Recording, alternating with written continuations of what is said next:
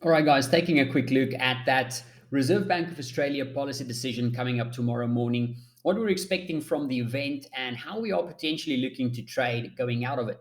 Now, as you guys know, the RBA has been a standout dovish bank among the other major economies for the last couple of months.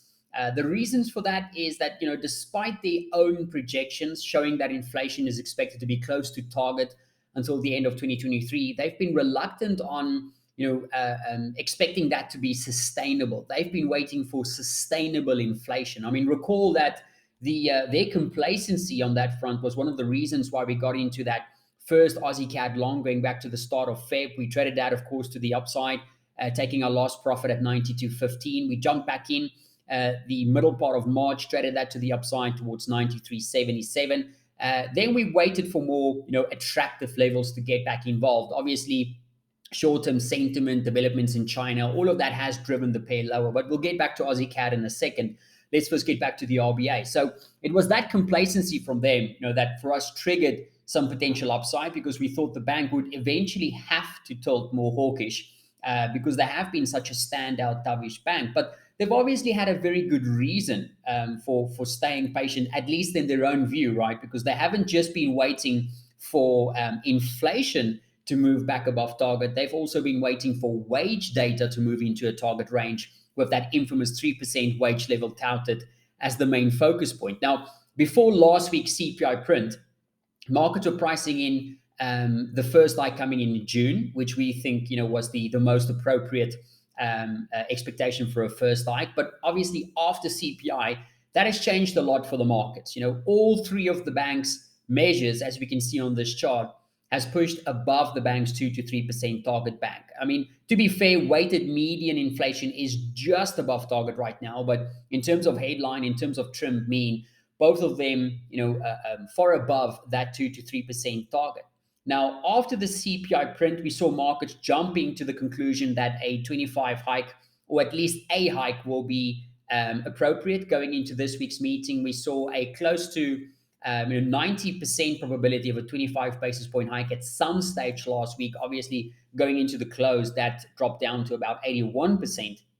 So we can, looking at inflation alone, we can say that at least part of the bank's preconditions for a hike has been met, and that is, of course, getting inflation above their target band.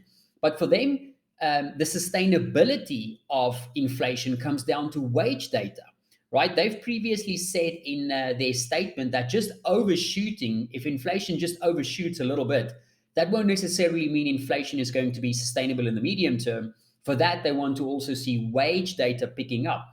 And I think that's the biggest risk for this policy meeting, especially for the policy hawks out there, going into this meeting. Those calling for a hike is betting on inflation alone, and that the bank will move on rates without seeing the wage data. And that is a bit of a gamble right now, in my opinion. I mean, if we take a look at this recent statement that they've had, they clearly say that inflation has picked up and a further increase is expected, but growth in labor costs has been below rates and are likely to be consistent with inflation being sustainably at target. Over coming months, important additional evidence will be available to the board on both inflation and the evolution of labor costs. So, again, preconditions not just on the inflation side, but more on the wage side as well. That is a very important point to consider. Now, if we take a look at the recent wage data, the previous one that we had, it's not where the bank wants it yet. They have obviously said that they think where it is, it should lead to sustainable inflation. So they're not necessarily looking for that 3%, that infamous 3% level on wage data like they normally did. But obviously, they do want to see this printing in the right direction. They do want to see this pushing up, getting closer towards that 3% level. And the big risk, the big challenge going into this week's meeting is that the latest wage print only gets released on the 18th of May. So that's obviously after tomorrow's meeting. So if wages, were such a big precondition for the bank, is there potentially scope for them to maybe just wait one more month? I do think there's scope for that. But again, if you take a look at what's happening to inflation in other parts of the world where central banks have been more patient, maybe what they're seeing happening in other jurisdictions might be enough for them to just say, what, let's just pull the trigger, let's just get this party started, so to speak, when it comes to rates. Now, after last week's sour risk sentiment that we had, and starting the new week, we can see that the implied probability of a 25 basis point hike has now dropped down to 61% from last week's close, which was just over 80%. So the markets have priced out a little bit of froth on that.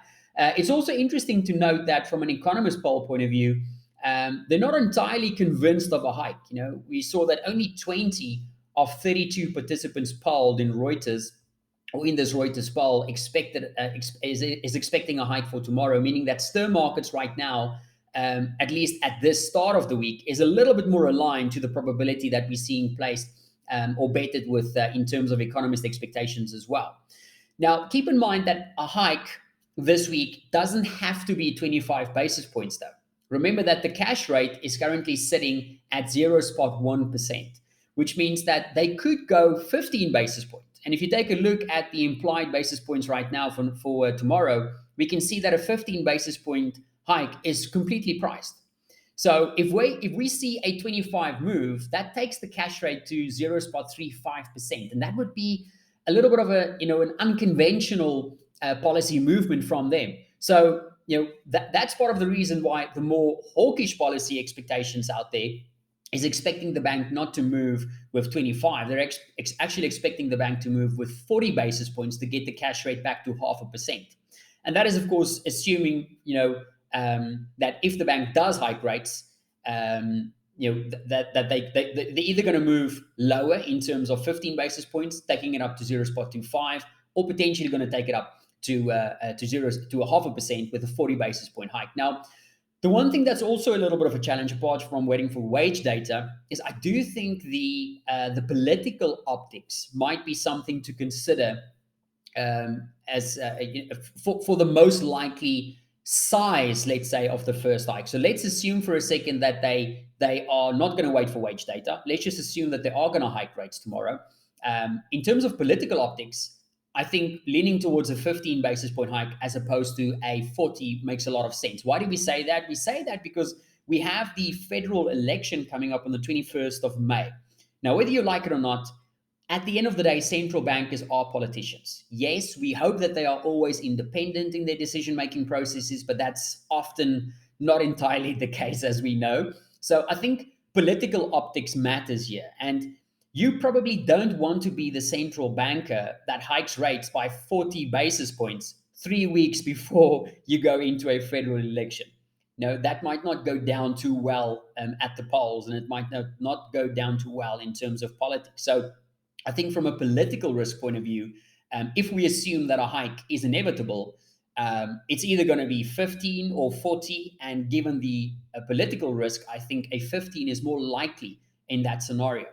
Now, if the bank does pull the trigger, arguably the most likely move, like we just said, is going to be 15. It's in line with stirs. It's in line with the political optics, if you will. But again, that assumes that the bank won't just want to give it 4 more weeks and wait for both the wage data as well as the election to get that out of the way to kickstart their hiking cycle.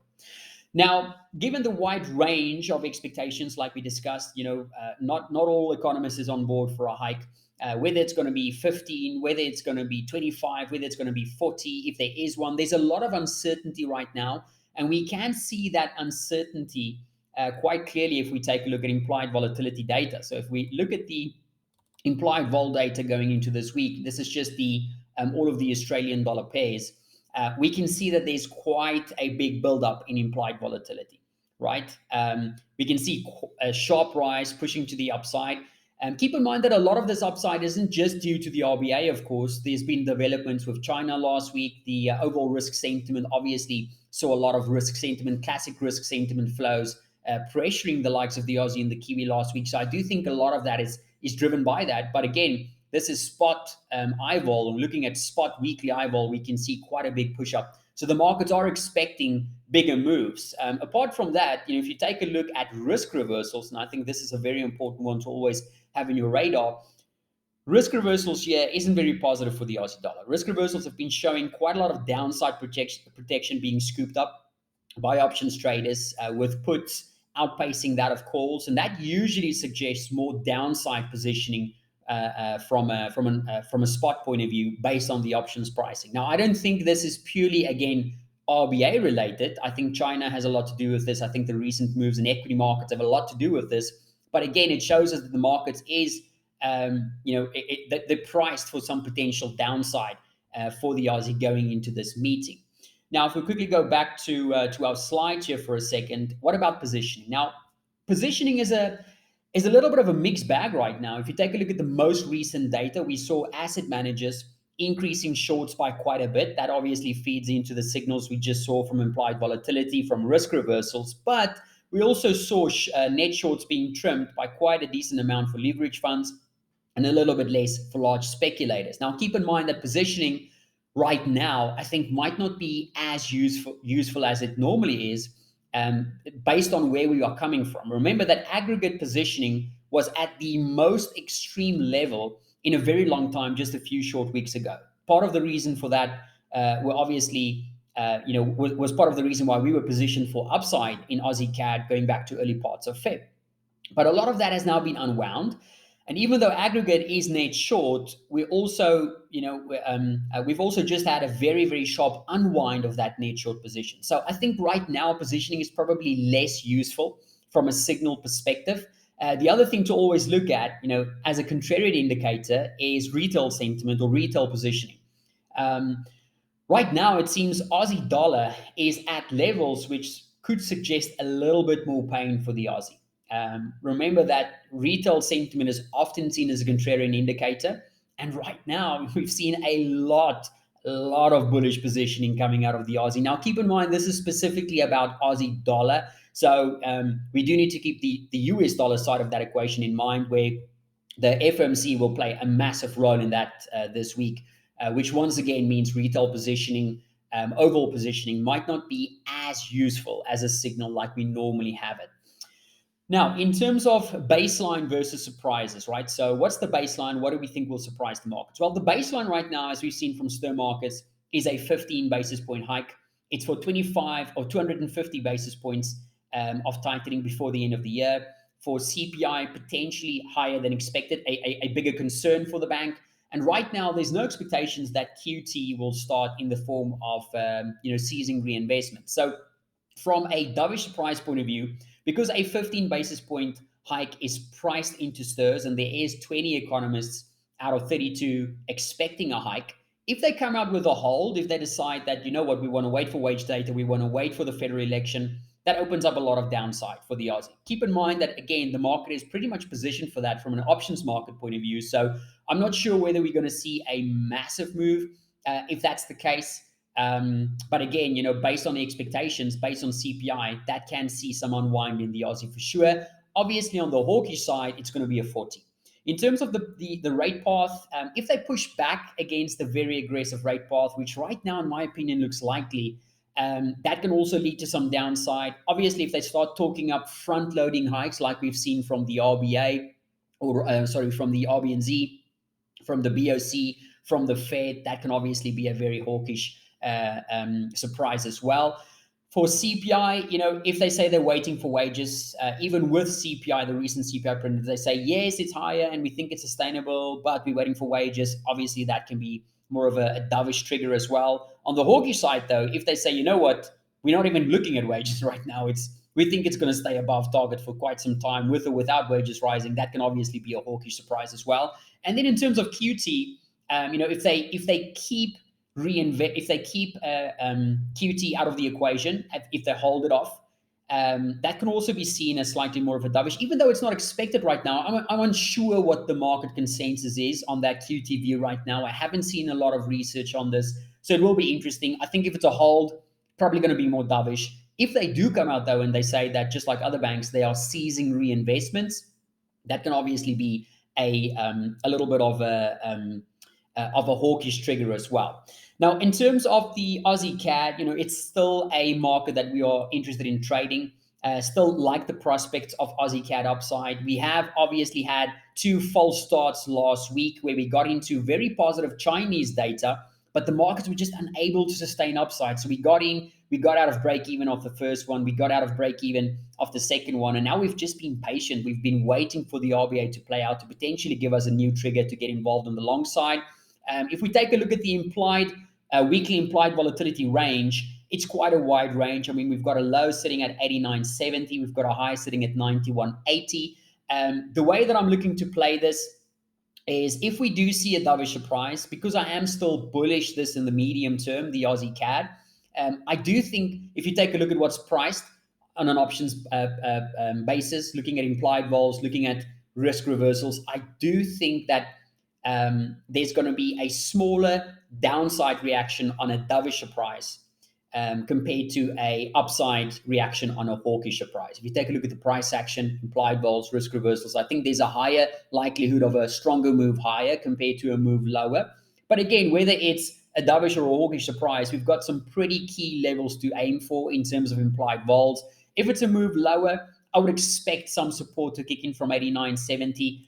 That means that if it is a dovish surprise, we could potentially wait for a possible pullback back inside that overall 89.70 zone, potentially looking at a false break opportunity, breaking below the level, breaking back above, retesting it, very similar like we had with that February entry. We could be looking for something like that. Alternatively, if it is a hawkish surprise, if they come out with a 40, if they seize reinvestments, if they really surprise on the hawkish side, I think at market buys looks attractive.